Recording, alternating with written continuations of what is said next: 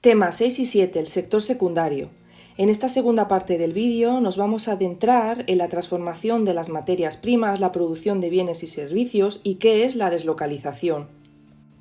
La industria y la manufactura es el conjunto de actividades necesarias para transformar las materias primas en productos para el consumo. Para ello se necesita maquinaria y fuerza de trabajo para producir bienes y servicios. Para conseguir esto vamos a necesitar de materias primas que hemos extraído del sector primario y también energía. En la industria diferenciamos dos tipos de productos. Los productos semielaborados son aquellos que han sido creados a través de la materia prima y van a servir para crear y producir otros bienes y servicios finales.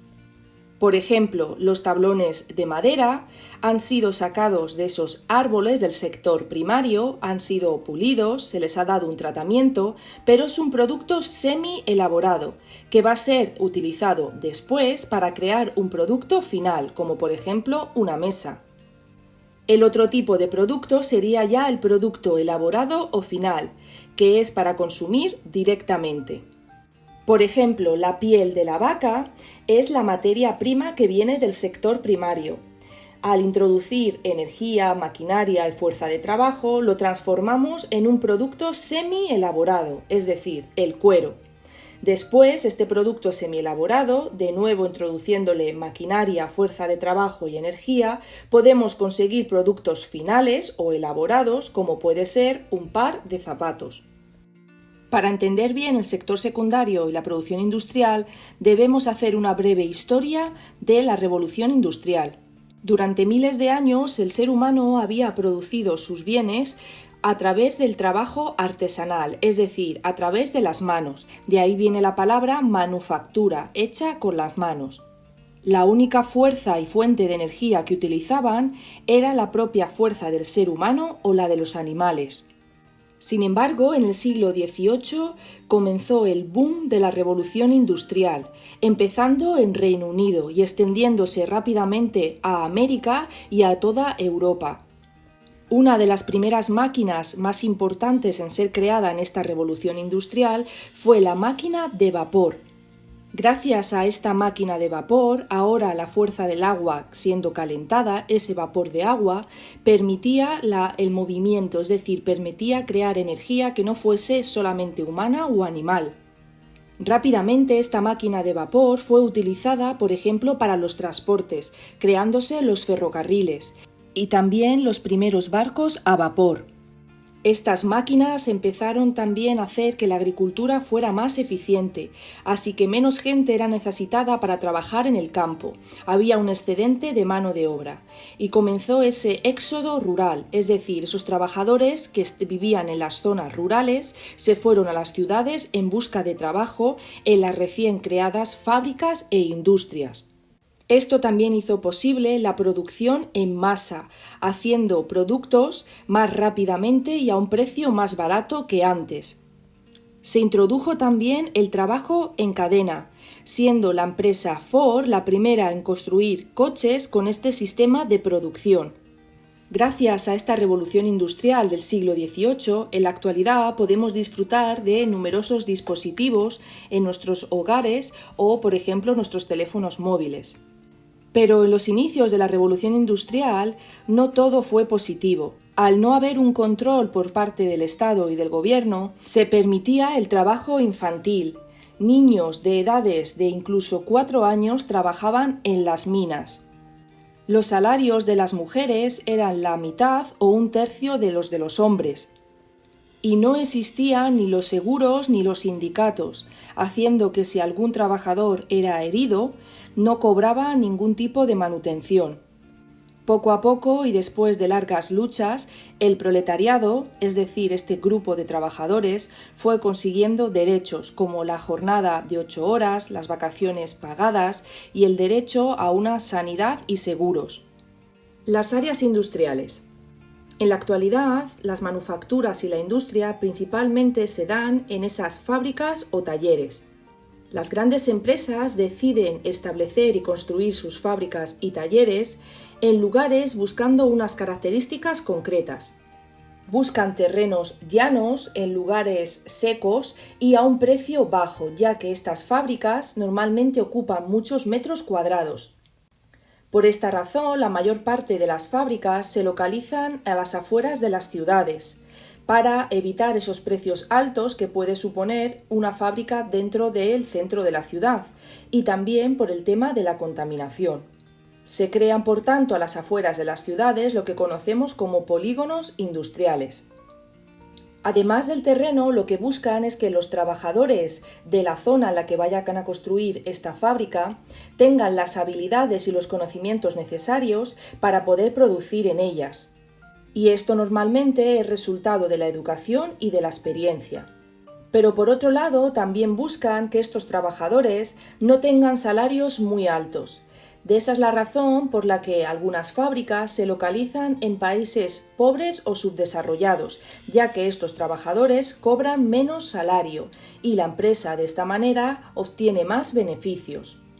También van a buscar que la zona o la región donde se ponga la fábrica tenga buenas comunicaciones de transporte, ya sea por mar, con puertos o por río, o esté cerca de buenas carreteras y ferrocarriles. También que tenga un acceso fácil a las materias primas, sobre todo para reducir los costes en transporte, especialmente si estas materias primas son muy grandes o pesadas. Y por último, buscan que la zona tenga una buena oferta energética, barata y de confianza. Como veis, es muy complicado encontrar todas estas características en un mismo sitio. Por eso los empresarios y dueños de las fábricas deben decidir cuál de ellas son más importantes a la hora de establecer sus fábricas y empresas. Debido a la globalización, muchas empresas han movido sus fábricas a países donde el precio de la tierra o los salarios sean más baratos, buscando así el mayor beneficio. A este proceso se le llama deslocalización, ya que esas fábricas que estaban localizadas en países como por ejemplo europeos son movidos ahora a países en vías de desarrollo en Asia, África o América. ¿Y por qué estas empresas deciden mover sus fábricas? Porque buscan un menor coste de la mano de obra. También buscan países donde las leyes de los gobiernos, en temas por ejemplo del medio ambiente, sean menos exigentes. También buscan países donde las condiciones de trabajo sean más flexibles, que tengan mayor jornada laboral y que los salarios sean más bajos.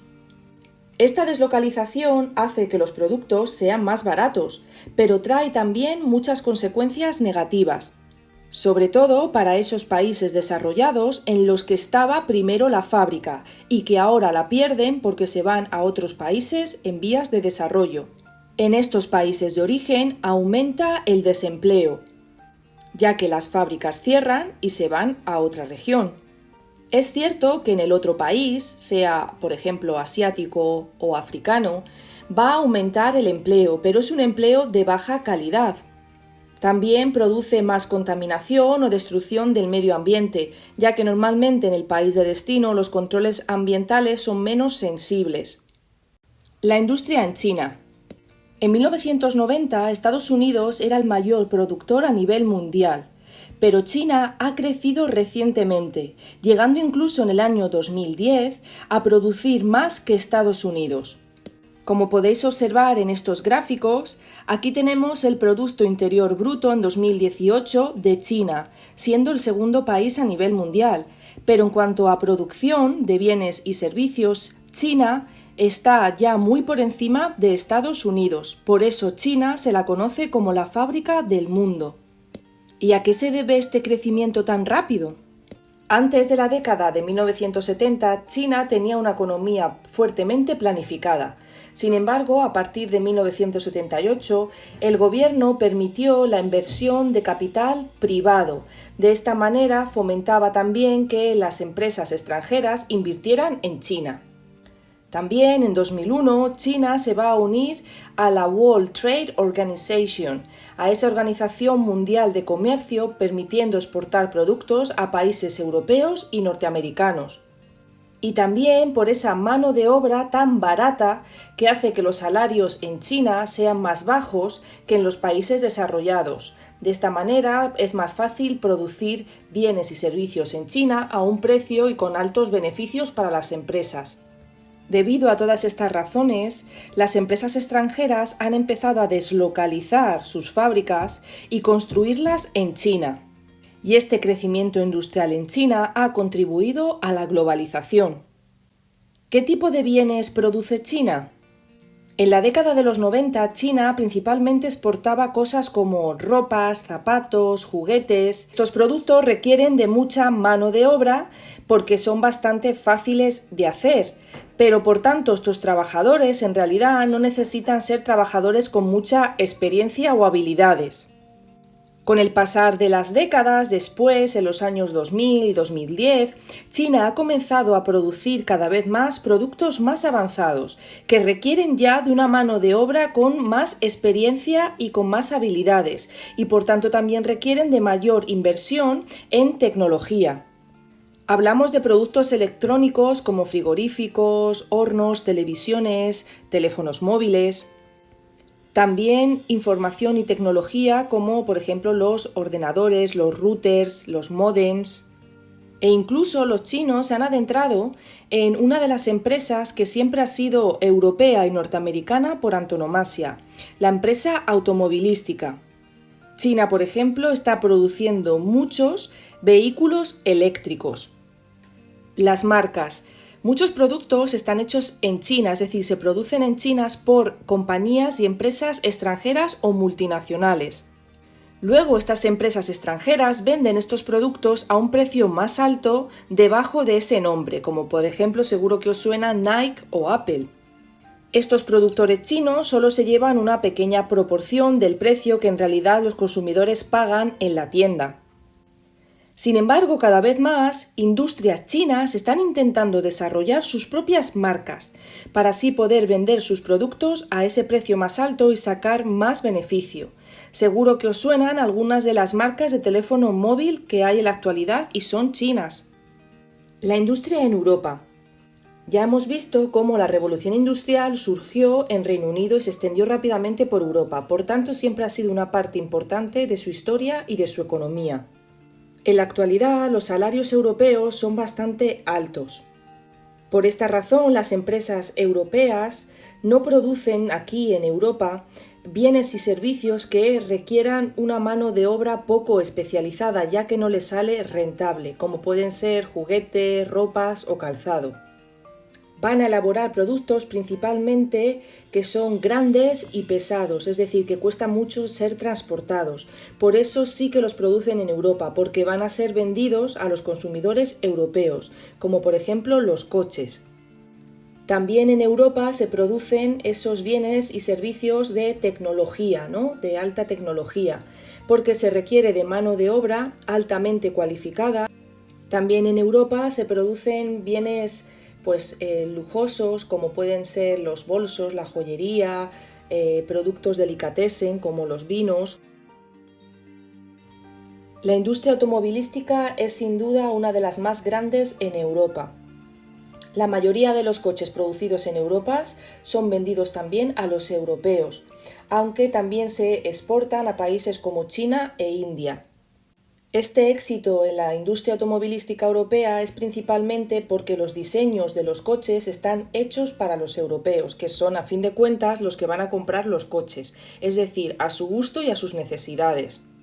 Las fábricas de automóvil están altamente automatizadas. Muchas de estas máquinas sustituyen a ese trabajador que no tendría habilidades y no sería rentable pagarle un salario. En cambio, las personas que trabajan son personas que sí tienen una experiencia, pero en realidad son pocas, ya que, como hemos dicho, están altamente automatizadas, llegando incluso a hacerse 100 coches por trabajador en un año. Además, los coches son cosas muy grandes y pesadas que costaría mucho transportarlas hasta Europa. Por esa razón se producen aquí. Es cierto que algunas fábricas se han movido a los países del este de Europa, donde los salarios son un poco más bajos que en la zona occidental de Europa. pero siguen existiendo marcas que se siguen haciendo en países como Alemania, España, Francia, Italia o Reino Unido. Es una industria muy competitiva que invierte mucho en I+D, en investigación, y cada vez más están intentando reducir esas emisiones de dióxido de carbono, creando coches eléctricos o híbridos. Aquí termina la segunda parte del tema 6 y 7, el sector secundario.